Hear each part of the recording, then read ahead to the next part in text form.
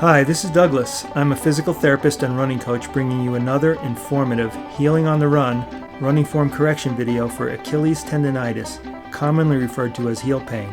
In this video, you will see two examples of runners that came to see me specifically to solve their heel pain.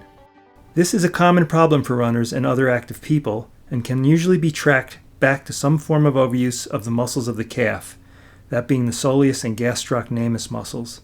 The severity of Achilles tendon pain can vary from irritation at the attachment of the tendon to the calcaneus on the back of the heel to pain and swelling along the length of the tendon. It is sometimes accompanied by tightness and pain in the calves. If you are a runner and experiencing this problem, you are likely putting more burden of impact stress or force production onto the calves, either when you land or when you take off or both.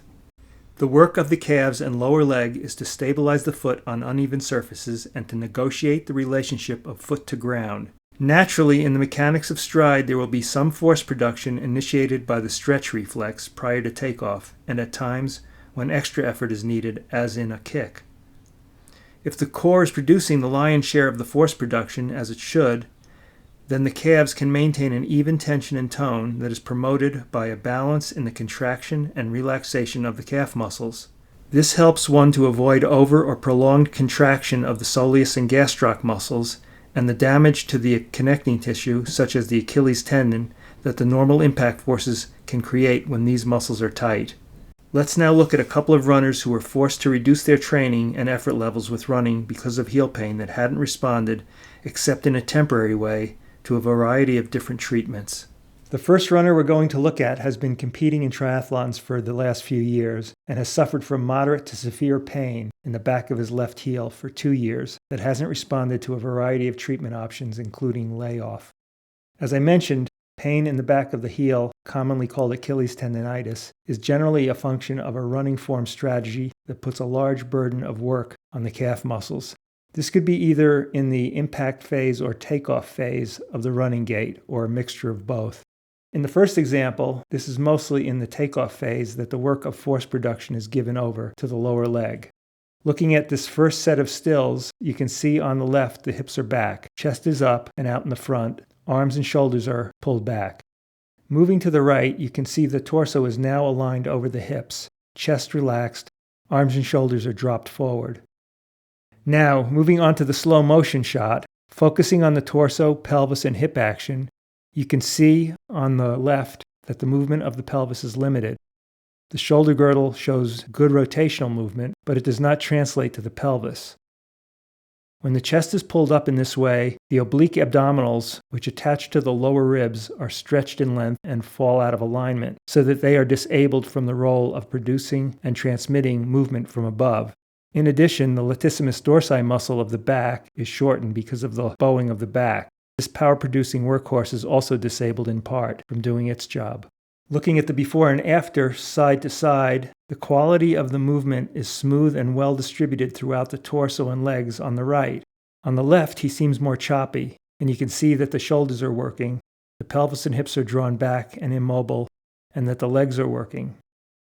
Also, you can see more vertical motion that contributes to the choppy appearance.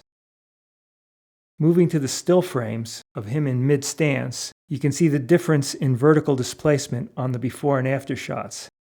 It is the drive from the calves and quads that produce this upward propulsive force, resulting in the wasted vertical displacement, as well as burdening the leg muscles. It is this contractive force from the calves that tend to keep them tight, and it is the weakest link in the chain where the injury appears, the tendon that attaches the calf muscles to the heel. Moving on to our second example. Here, the mechanism of injury is quite different than our first runner, but with a similar long-term pain cycle, both in the Achilles tendon and tissues in the ball of the foot as well. Because his pain had been around for a long time, there was an apprehensive attitude in his movement patterns that added to the difficulties that he was experiencing. Moving on to the first set of stills, at foot strike, you can see on the before shot, his entire torso is pulled back and his orientation towards forefoot striking. Look more closely, his chest and shoulders are pulled up and back. He maintains good alignment with the pelvis, unlike the first runner, but causes much more impact stress with the foot so far in front of the center of mass of his body.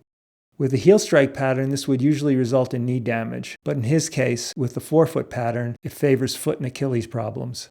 Now, moving on to the next set of stills, in mid-stride, you can see the forward-directed torso versus the held-back torso. With the slow motion, again, I want to direct your eyes to the quality of movement.